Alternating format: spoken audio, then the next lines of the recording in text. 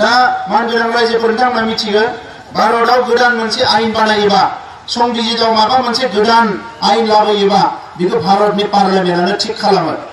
भारतनि पार्लियामेन्टआनो थिग खालामो। भारतनि पार्लियामेन्टआव लाबोनायनि सिगाङाव गोबां हाबाफारिफोर थायो। बे हाबाफारिफोरखौ सिगांनि समाव मावनो थांनायाव मोननै आफाद दङ। मोनसे जाबाय RGI registered general of India, जायनिखि बेफोरबायदि खामानिफोरखौ मावो आरो इलेक्शन कमिशननि खामानिफोरखौ नायो। बेजों लोगोसे NCST national commission for scheduled tribe होननानै बुङो। सिगां एसटी एससी निमोन बियो, उनाव दायो बियो एनसीएसटी जाफैबाय। बे एनसीएसटी आबो बुंदोंमोन जे बिथांमोना एसटी जानो खुनु दिन हानाय नङा। आरो गुबुन फारसेथिं आरजीआई आ 9 खेबसे खेबनै नङा 9 खेब बिथांमोनखौ एसटी जानांगौ होननानै आसाम सरकारा लिरना हरनायखौ रिजेक्ट खालामखांबाय। बे 9 खेब रिजेक्ट खालामनायनि उनाव नै दाख्लै बावै खुनु मोनसे सिमा नायालासिनो संबिजितनि खुनु मोनसे आयदाफारिफोरखौ मान होआलासिनो राजखान्थि लाबालाबनि थाखाय बिथांमोना थोंजोङै बिलखौ इन्ट्रडिउस खालामफैबाय। दा बियो जोबोद दुखुनांथाव जाबाय जोंनि थाखाय। दिनै आसामाव थानाय जि ट्राइबेलफोर जोंनि गासैबो लोगो नांनानै जोंनि सुबुं अनजिमाया 39 लाखल', नाथाय बिथांमोना 1.5 कोटि। ओरैनोबो सुबुं अनजिमायाव बाराखा। बेराफारसेथिं आरोबाव मा बे फारिलाइयाव आहमफोरबो दङ। जि आहमानिकि आसामाव 600 बोसोर रायजो खुंदोंमोन। भारतआ उदांस्रि जानायनि उनाव आसामाव दासिम बे आसाम सरकार जि सालायगासिनो दङ, बे मोनफ्रोमबो आसाम सरकाराव बिथांमोननि चिफ मिनिस्टार मन्त्रि जेब्लायबो दङ। बेसेबांबा जौगानाय बिथांमोना साहा बागाननि बिगोमा।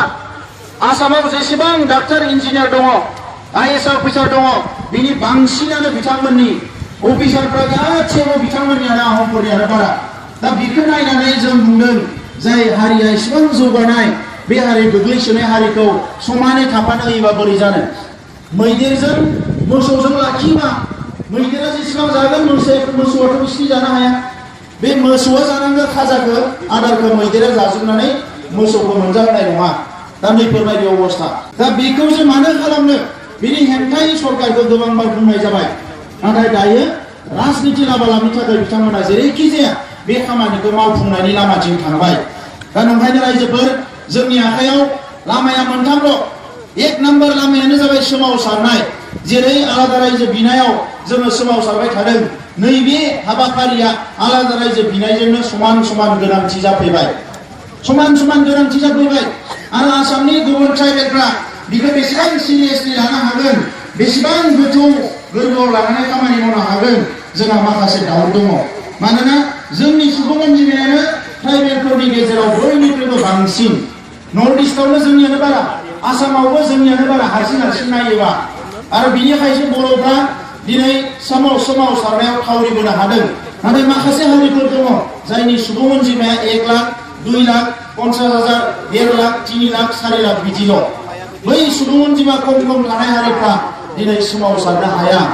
दा बिनिखायनो जोंनि सोमावसारनाया जुदि जोंनि मानसिफ्रा जुदि ओंखाराबा सापर्ट होआबा बेयो लोरबां जागोन। आरो गाबोन समफोर बे जुदि बिला पास जानांगौबा, बे जुदि आसामाव बे मोनद' हारिया एसटी जानांगौबा ओइखालिनिफ्रायनो जोंनि धंसआ शुरु जागोन। लामाया धंस जानाया लासै लासै स्टार्ट जागायगोन। मानोना जोंनि मानसिफ्रा साख्रि मोननाय नङा। 1992 मायथाइयाव राजबंशीफोरखौ एसटी होदोंमोन अर्डिनेन्स लाबोनानै। जि समाव राजबंशीफोरखौ 6 मासनि थाखाय एसटी बानायदोंमोन, बै समाव इन्जिनियारिं कलेजाव लाजोबदों, मेडिकेल कलेजाव गासैबो सिटखौ बिसोर लाजोबदों, अफिसारनि गासैबो बिसोरो सेजोबदों। बेजों लोगोसे एसटी जेराव जायगा दङमोन माने माबायाव माजुलियाव बे एसटी सिटआव बिसोरो एमएलए देरहादों। दा गाबोन समफोर मा जागोन? दिनै जोंनि लिडारफ्रा बुंदों जे जेबो जाया, बेखौ जोङो गुबुन मोनसे केटेगरि बानायनानै जोंनिया खहा जायाजासे बानायगोन। बिटिसिनि सिङाव बुंदों जिबौआबो दा थैथों, लावथियाबो दा बायथों। रायजोफोरखौ बुजायदों बे एबसुफ्रा माने जाम्बा नामा माबा नामा, बे जोंहा बेखौ खालामग्रोनांगोन, बिटिसियावनो खालामग्रोनांगोन। आरो बेवहाय बावैसो बुंबाय दाख्लैयो बिटिसिनि 40टा सिटखौ 60टा सिट बानायनानै होसिगोननो। आरो फारसेथिं बुंबाय थादों बे खहा जायालासिनो खालामनांगोन होननायखौ बिसोरनो बुंदोंमोन। दिनै मानो बिसोरो हेंथा होखो? जोंनि खोथाया सिगांबो एखे दाबो एखे।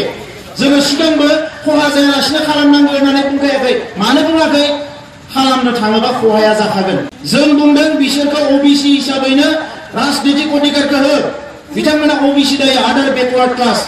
ओंखायनो राजबंशीफ्रा दिनै वेस्ट बेंगलाव कचफ्रा दिनै एससी। दाख्लै बावै बिथांमोननि एक्स एमपिआ लाइजाम लिरदों आसामाव बिसोरखौ एसटी होनाङा होननानै। जाय मानसिफ्रा वेस्ट बेंगलाव एससी बिसोर आसामाव फैनानै बोरै एसटी जानो?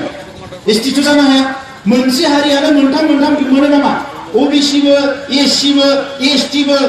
सुप्रिम कर्टआ बुंदों धोरोमखौ सोलायोबा एक्सेप्ट खालामबावो किन्तु जातिखौ सोलायनो हाया मानसिफ्रा। मानो? धोरोमा जोनोम जाखांनायनि उनावसो जायो, नाथाय जातिया उदैयावनो थिग जाखानानै फैयो। नों बर' ना हारसा बेखौ सोलाय जाया।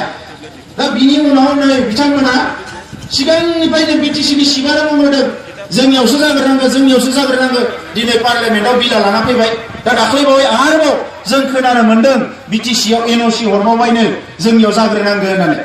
बियो गेलेफ्लानाय खोथा नङा रायजोफोर, गेलेफ्लानाय खोथा नङा। बेबायदि जुदि जासिनानै होनोमोनब्ला मानो 5,000 सुबुङा थैनानै सोमावसारखो? मानो पुलिस मिलिटारिखौ बुजाखो?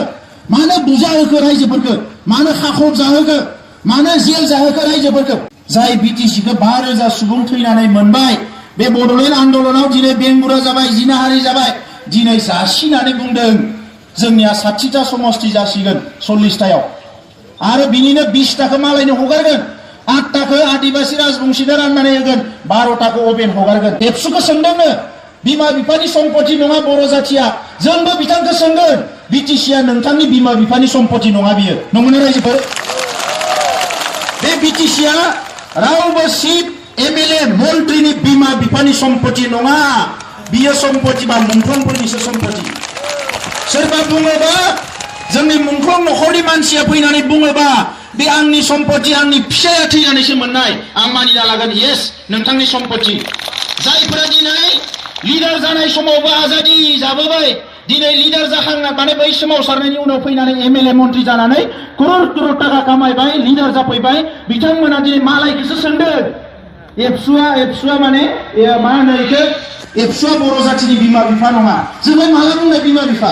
एबसुआथ' बर' जाथिनि फिसासो, नङा होमबा? बयबो मानिखायो एबसुआ बर' जाथिनि फिसाखायनोथ' बिमानि अलखद समाव राजा लामायाव गसंदों, बिफानि अलखद समाव राजा लामायाव गसंदों, रायजो राजानि अलखद समाव राजा लामायाव गसंदों। दिनै डिसि अफिसाव ओंखारनानै फैदों जोङो। बिथांमोननि बायदि जों हाखमायाखै, दिनै हाखमानो नागिरदों। मालायखौसो अननाया बांसिन जाबाय, गावनि हारिखौ नागारनानै। गावनि हारिखौ गैला अननायानो, मालायखौ अननायासो बारा जाबाय। मालायनो अफिस आदाলত लुना होबाय, मालायनो साख्रि बाख्रि होबाय। दिनै जों खोनादों साख्रि होग्रा मा सिएसबि मा आफादथाय सिएसबि सेन्ट्रेल सिलेक्सन बर्ड, बेवहाय लायनो 80%आनो गुबुन हारि गोजानो जों खोनानो मोन्दों। सिंनि खोथाफोरखौथ' मिथिया, बै सिङाव थाग्राफोरानो जोंनो खोथा हरदों। एसटी हिल्स होननानै संबिधानाव माने मा होनो एकर्डआव लिरनाय दंखायोमोन, दिनैसिम कार्बि आंलंनिखौ लाबोनो हायाखिसै। मालायनोसो होनायाव बेस्थ' जाबाय, गावनिखौ जे लाबोनांगौमोन बे खामानिखौ दिनैसिमबो मावनो हायाखिसै। दा नंखायनो रायजोफोर जोङो दुखु मोनदों। बिथांमोननो जों नांलायनाया जोंनि उद्देश्य नङा, नांलाय खमलाय जों खालामनो नागिराखै। जोङोथ' दाबो लुबैदों रायलायलायनानै मायबाफोर नोंथांमोना दुर्बलता दङबा जोंनो बुं। राजा लामा ओंखारनो हायाबा, आन्दोलन खालामनो हायाबा, नाथाय मानो उल्था बर' जाथिनि उल्था खोथा बुंबाय थायो? बेखौथ' जों रावबो हजम खालामनो हानाय नङाना।